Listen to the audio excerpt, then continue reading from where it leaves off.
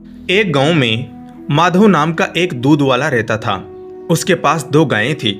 वह हर सुबह उनका दूध निकालता और पूरे गांव में घूम घूम कर दूध बेचा करता था।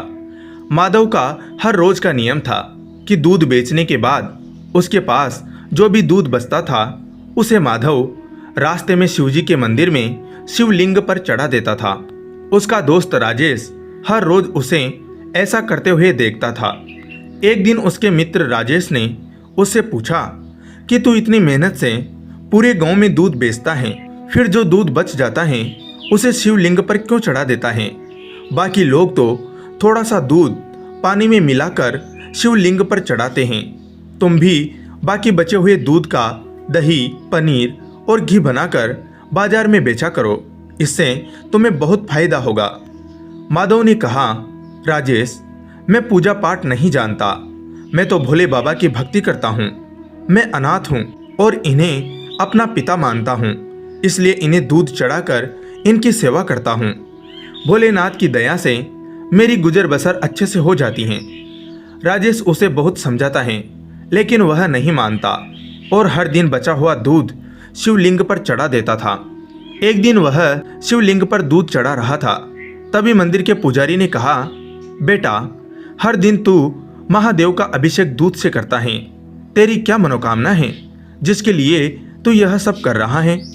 माधव ने कहा, मुझे भोलेनाथ से कुछ नहीं चाहिए। मैं पूजा पाठ तो जानता नहीं हूँ। मैंने कुछ लोगों को पानी में दूध मिलाकर चढ़ाते देखा तो मुझे लगा कि भोलेनाथ पानी मिला दूध पीकर कमजोर ना हो जाए, इसलिए मैं इन्हें शुद्ध दूध चढ़ा देता हूँ।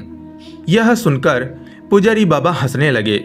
वह माधव के भोलेपन और उसकी अनोखी भक्ति से बहुत हैरान थे। एक दिन गांव में बहुत बारिश हो रही थी। माधव गांव में बारिश के कारण दूध बेचने नहीं जा पाया। उसका सारा दूध बच गया। वह सारा दूध लेकर मंदिर पहुंच गया।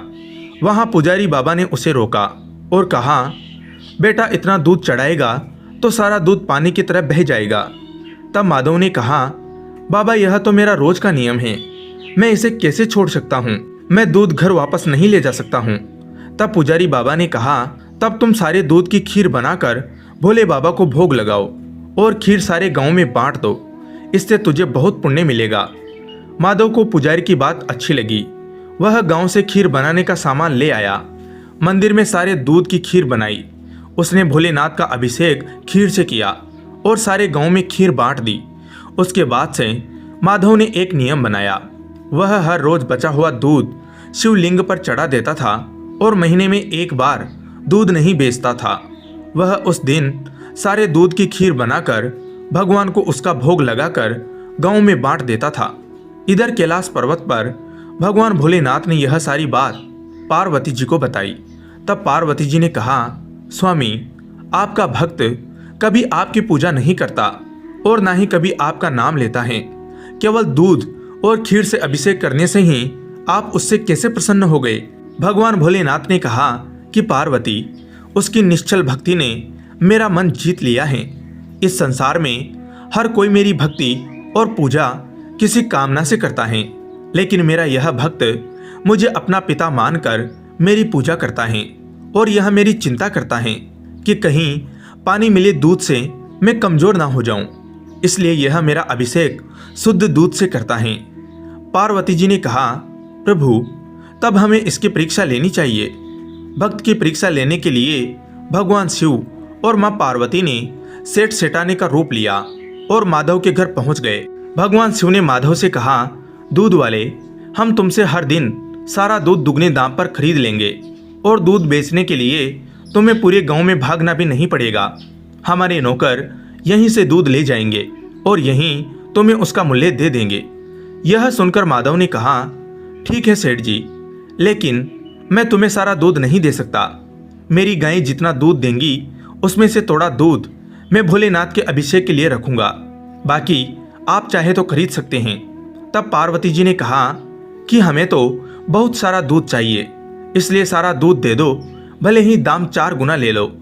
माधव बोला, नहीं, मैं अपने भोलेनाथ को भूखा नहीं रख सकता। तुम्हें दूध लेना हो तो लो, नहीं तो चले जाओ। यह सुनकर सेठ सेठानी वहां से चले गए। और कुछ दूर जाकर ब्राह्मण ब्राह्मणी का वेश बनाकर बैठ गए। माधव जब सारे गांव में दूध बेचकर मंदिर जा रहा था तब उसे किसी के रोने की आवाज सुनाई दी। वह उनके पास गया तो देखा ब्राह्मणी बेटी रो रही थी। जब माधव ने रोने का कारण पूछा तो उन्होंने बताया कि मैं और मेरे पति कई दिनों से भूखे हैं। माधव ने अपना सारा दूध उनको दे दिया। उन्होंने सारा दूध पी लिया। उसके बाद ब्राह्मण ने पूछा, भाई तुम यह दूध लेकर कहाँ जा रहे थे? तब माधव ने मंदिर में अभिषेक की बात बताई। ब्राह्मण ने कहा कि तुमने अपना नियम क्यों तोड़ दिया? तब माधव ने कहा, भगवान भोलेनाथ मेरे पिता हैं, आप भी उन्हीं की संतान हैं। एक पिता स्वयं भूखा रह सकते हैं लेकिन अपनी संतान को भूखा नहीं रख सकते हैं। भगवान शिव का क्रोध मैं सह लूंगा। तभी भगवान शिव और माता पार्वती अपने असली रूप में प्रकट हो गए। महादेव को देखकर माधव उनके चरणों में गिर पड़ा। महादेव ने कहा कि मैं तुम्हारी सच्ची भक्ति से बहुत प्रसन्न हूँ, मुझसे कोई वरदान मांगो। माधव बोला, प्रभु मुझे कुछ नहीं चाहिए, मैं तो केवल आपके चरणों में रहना चाहता हूँ, बस अपनी भक्ति मुझे दे दीजिए। भगवान शिव ने कहा, तुम इस संसार में रहकर मेरी भक्ति करते रहोगे और मरने पर तुम्हें मोक्ष की प्राप्ति होगी। यह कहकर भगवान शिव और माता पार्वती अंतर्ध्यान हो गए। जय भोलेनाथ। धन्यवाद दोस्तों।